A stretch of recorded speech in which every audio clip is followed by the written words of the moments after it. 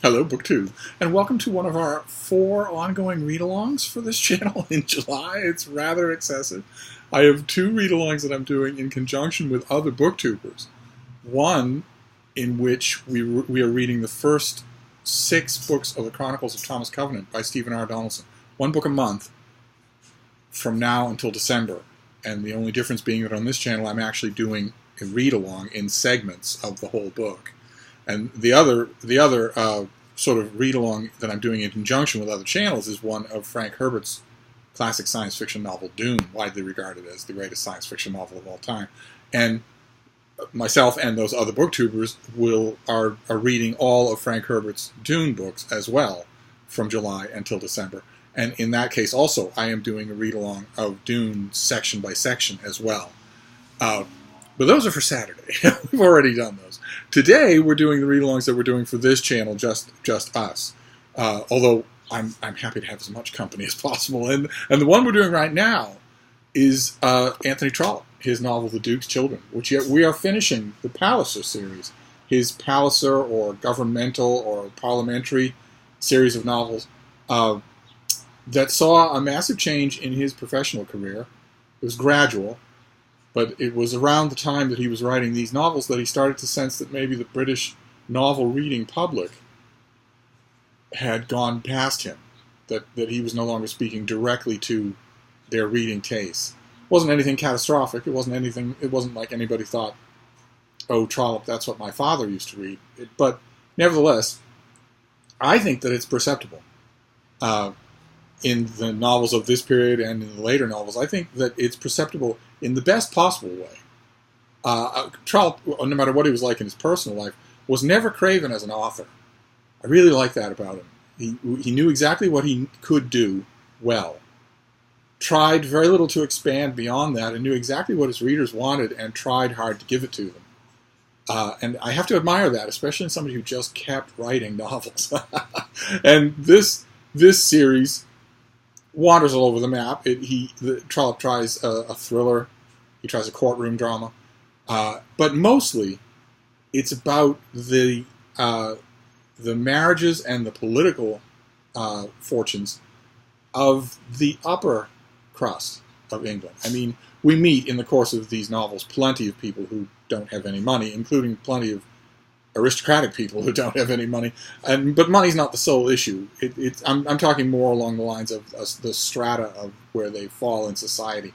And we are meeting earls and barons and the leading parliamentarians of the day and the owners of journals. And in this book, a wealthy and learned man of letters from America who is a favorite among many people in his own country to be president.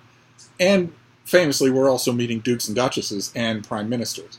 And in the person of Plantagenet Palliser, the Duke of Omnium, those things all come together. In the last book, we saw him become prime minister of a coalition government.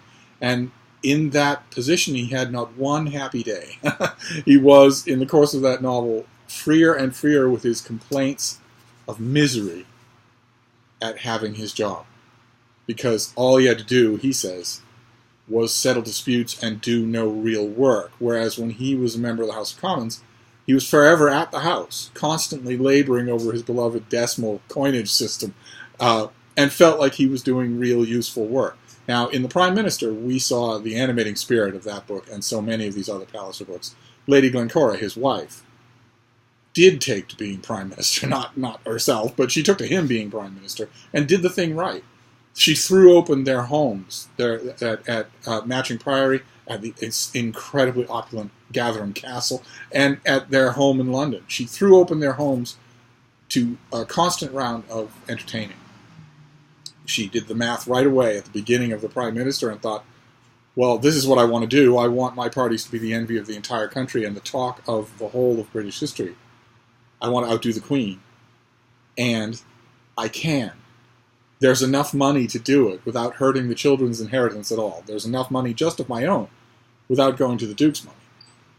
And the Duke quickly becomes embarrassed and uncomfortable with that arrangement as well, to the point where, much as I love him, and much as I love the whole, narrative course of these novels, by the end of the Prime Minister, you just want to strangle the man.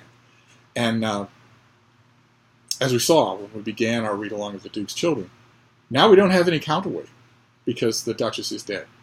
Lady Glencora is gone. And she's gone right when the Duke needs her most because she set in motion, when they were traveling, a love affair. She gave her approval to a love affair between the Duke's daughter, Lady Mary, and a man named Frank Tregear, who has no money, no profession, who admits openly that if he were to marry Lady Mary, he would have to depend on her father for money. He swears, and because Trollope paints him as a thoroughly noble man, we believe him, that has nothing to do with why he loves Lady Mary. He's not an adventurer. And she seems, I find her fairly annoying too in the course of this book, but give her credit, she would see through an adventure in a way that perhaps some of our love-struck young women in Trollope novels that we've read would not. So we can believe that. But nevertheless, it strikes the Duke as totally untenable. Just a totally unacceptable, unthinkable idea. Of course you are an adventurer if you want to marry so far above your own station without any money, expecting that your wife's father will provide you with money. That's not all that different from what we saw with Ferdinand Lopez, except that in this case, Trollope is assuring us, as the storyteller, that these people are not ignoble. One is not blind, and the other is not shallow. And we're supposed to believe him. The thing that I was talking about Trollope hitting something, I hesitate to call it late style. Ordinarily, that would be the term in literary circles that in these books he is encroaching on a late style. I think the idea would have been anathema to Trollope, and I don't see that. We need another word for it. We need another word for the change that happens in a regular author when they reach a certain point in their career and realize, okay, my heyday is over, but my paychecks are still good, and I have a large band of devoted readers. So I'm still going to keep doing this, but maybe I can take a few more chances, maybe be a little more leisurely, maybe be a little more pointed. I think... Okay, you're going to have to bear me out here. As you know, if you watch this channel, maybe you're just stopping in for this readathon and you don't regularly watch this channel. So allow me to preface my comment by saying I read omnivorously and extremely vigorously, and I have for a very long time. So when I say omnivorously, I mean not just all the books that Edna O'Brien has written. I mean, and when I say vigorously, I don't just mean that when I finish with Ordinary People by Sally Rooney, I just start it all over again. I mean, I read everything, and I have for a very long time. So I am familiar with the novels of Dale Brown, or the Tom Clancy Factory and Tom Clancy Before He Died, or let's just confront the elephant in the room, Danielle Steele. I am familiar with Danielle Steele. I never miss a book of hers.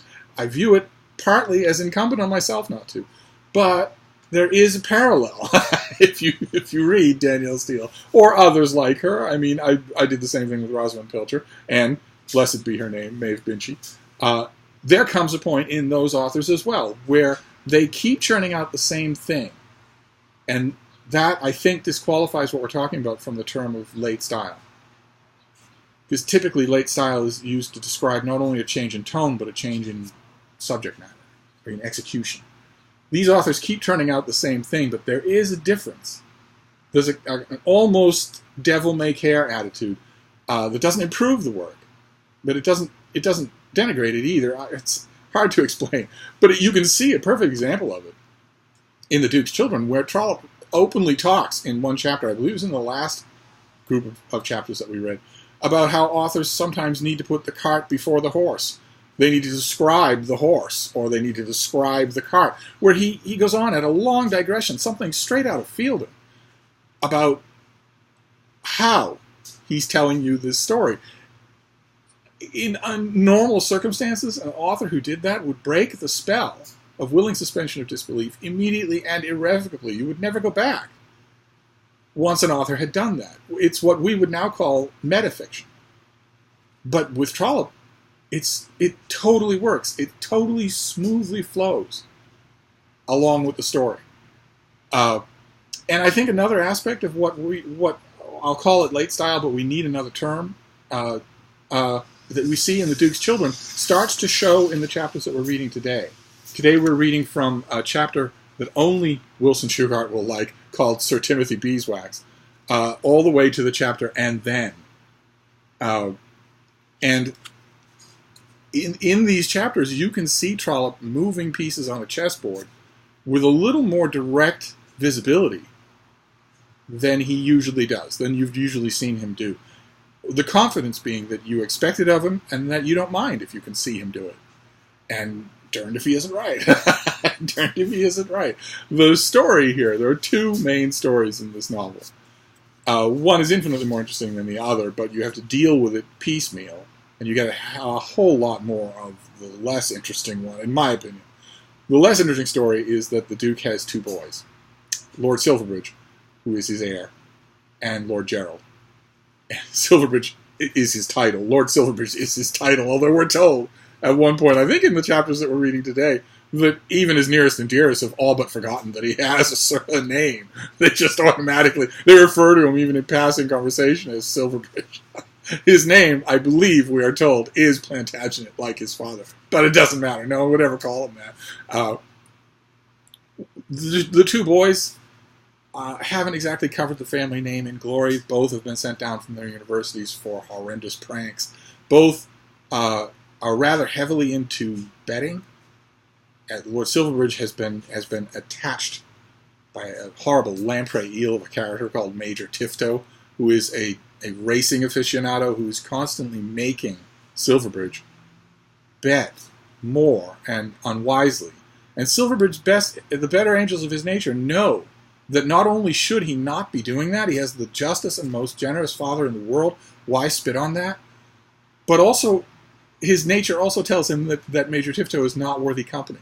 And at one point in the chapters that we're reading today, he invites his father to his seedy, rackety men's club, the Bear Garden. Father goes along, hasn't been to a club in forever, loves his son. And his son gives him dinner there, and they're talking when Major Tifto intrudes on their conversation. And when Tifto has finally left, it's excruciatingly uncomfortable, that scene. The Duke is dispassionate. He's not angry with his son, but he does tell him that it does you no good to know someone like that. And Silverbridge knows it.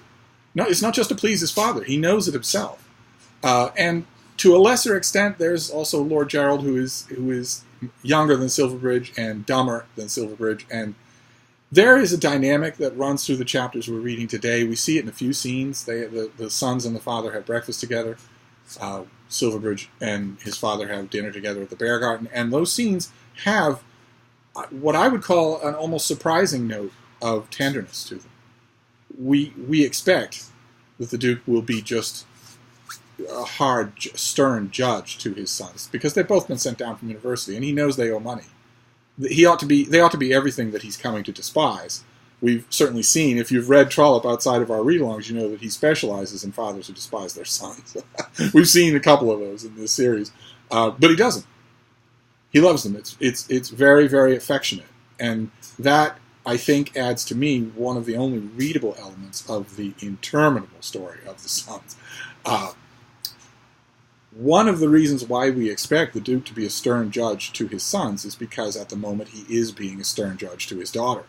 He has instructed Lady Mary that she is not to have any communication with Frank Tregear, and he's instructed Frank Tregear that he's not to have any communication with her. This marriage is not even to be thought about. It is totally impossible. He forbids it. And Lady Mary is a good daughter. She won't marry without his permission. She won't see Frank Tregear without his permission. But she tells him openly that it will break her heart, that she's never going to love anyone else, and she's sure Frank won't either. And the Duke is stern. He is steadfast. He won't yield. Now, even this early in the book, we get the strong sensation that he will. If Abel Wharton, our stern judge of a barrister in the previous book, knowing that Ferdinand Lopez was perhaps not what he should be, could still yield after a while just because his heart bled for his daughter, then we know already from what Trollope has told us, since the Lady Mary is worthy and Frank Tregear is worthy, that the Duke will certainly yield. But instead, you don't get it now. It has to be dragged out now. The Duke basically imprisons her in a home that he has called the Horns. He constantly talks about how he should go overseas and take her with him. And the whole time that he is doing that, the raw hypocrisy of the sexism of the time is immediately evident in the fact that when the Duke asks Silverbridge, do you have anyone in mind to marry? If you would only marry, there's no limit to what you would inherit. There's no limit to what I would sign over to you. And to keep the conversation going, and also because the thought has crossed his mind, Silverbridge tells his father that he has thought very strongly about proposing to Lady Mab, to Lady Mabel Grex, who is a very pretty, very smart, well-born but poor daughter of an impoverished earl. The Duke, when he hears this, immediately says that he doesn't approve of the girl's father. He doesn't like the father at all. The father's not a worthy man, also a gambler. But that he has nothing to say about her. He gives his assent without any hesitation whatsoever, knowing that there's no money, knowing that Lady Mab has no money, cannot bring anything to the marriage. In other words, an exact parallel with Lady Mary and Frank Tregear, and yet, does it cross his mind? No. Not in the pages that we're reading today, anyway. It will certainly cross the reader's mind, and it was meant to. And that picture, Silverbridge, of course, wants to please his father in this, especially since he's displeased his father by switching the family's age-old political alliance. He's gone into Parliament for the other side. Hardly matters what the sides are. Only Wilson is going to know or care. It matters that he's bucking with Plantagenet Palliser, with the Palliser tradition. So he feels that he should oblige his father, and also he's quite taken with Lady Mab, until a new character makes an appearance in the chapters that we're reading today. Isabel Boncassen, the daughter of that man, that American that Americans want to make president. He's in London for a whole year, and she's with him, and she's even more beautiful than Lady Mab. She's well-spoken. We're told over and over again in passages that I could not help but take personally that the father has a twang and that the mother has an insufferable twang, but that Belle Boncassen does not. Not quite. There's only one part of America that twangs, and it's New England, and I don't know what's so bad about it. But anyway, Silverbridge is smitten by Isabel Boncassen immediately. I'm wondering if you were. That's one of the. I always have questions for you when we do these read-alongs, and she's the biggest bombshell in the chapters that we're reading now. And so I'm wondering what you make of her. Trollope presents her wonderfully. She is not just beautiful, but clever, outspoken, completely honest. There's a scene. she immediately becomes the romantic fixation of a number of different people, and one of them is a rather absurd character who takes her to a picturesque little temple in order to express his heartfelt emotion, and it's a high comedy scene. It's very, very good. She, of course, thinks it's ridiculous. But she doesn't quite think that Silverbridge is ridiculous. We get the sense, even in the chapters that we're reading today, that there might be a little correspondence there. The sparks might fly in both directions. So I'm wondering if you saw that coming, and what you make of it. Because it almost looks on the surface like a triangle of emotions is being constructed. It turns out that Trollope has something else in mind. Not a standard romantic triangle, but something, I think, far more heartbreaking and subtle. We'll get to that. We'll get to that a little later on in this read-along. But that finishes up with the rough plot summary of where we are now. And the one point that I wanted to make from this read-along, because I'm reading this along with you, is how annoying I'm finding the Duke this time around, the Duke of Omnium. He's always annoyed me. He's such a ninny, and he's such what we would now call a wimp. Everyone around him says so, and in these chapters, all of his old colleagues in government want him back in government. He did not leave in disgrace. The country prospered when he was its prime minister. They want him back in government. And they finally delegate his old friend, the Duke of St. Bungay, to write him a long letter. And the Duke is adamant that he's heartbroken and worn out and disillusioned. And it's all the same notes that were struck all throughout the prime minister when he was in power. And they were annoying enough then. But now, they would be bad enough in the Duke's Children if they weren't so constantly, if he weren't hypocritical about it. It seems it just seems unbelievably sacrilegious to use the word hypocrite in connection with so upright a character as the Duke of Omnium. And yet, there's one point when he and his sons are having breakfast, when the Duke stands up. He had now got up from his seat at the table and was standing with his back against the chimney piece. And as he went on with his lecture, as the word "but" came from his lips, he struck the fingers of one hand lightly in the palm of another, as he had been known to do when some happy flight of oratory in the House of Commons. But it is the grind that makes the happiness, to feel that your hours are filled to overflowing, that you can barely steal minutes enough to sleep, that the welfare of many is entrusted to you, that the world looks on and approves, that some good is always being done to others, above all things some good to your country. That is happiness. For myself, I can conceive none others. But he is at that moment shirking his responsibilities, having had them enumerated in exactly those terms to him. And if that weren't bad enough, it turns out now that whenever he talks to his sons, he's just the worst sententious old Polonius imaginable. I marked another place here. Yeah,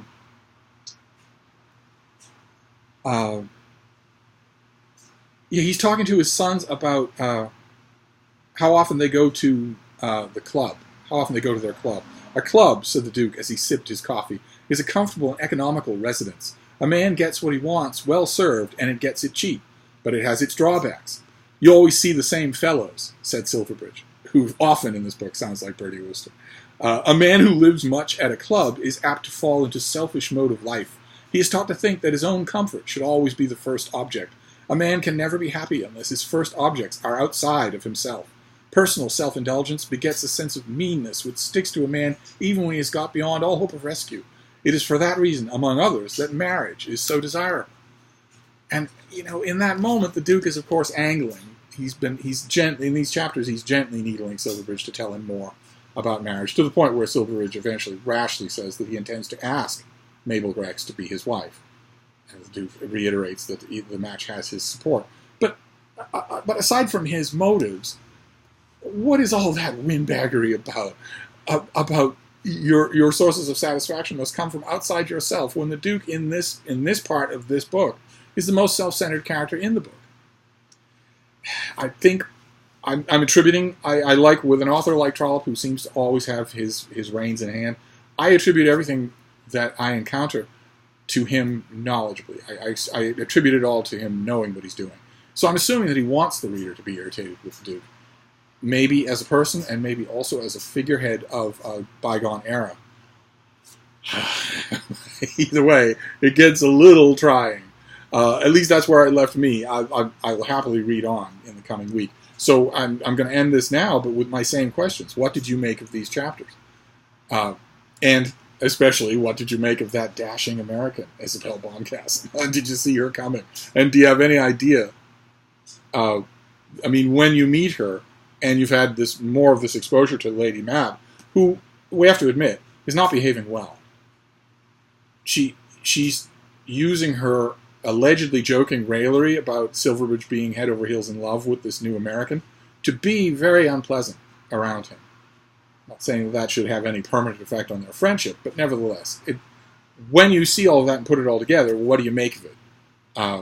As we finish up for today, and then we will read the next 20 chapters. So we will go from the chapter called Ishel to the chapter Lord Gerald in Further Trouble.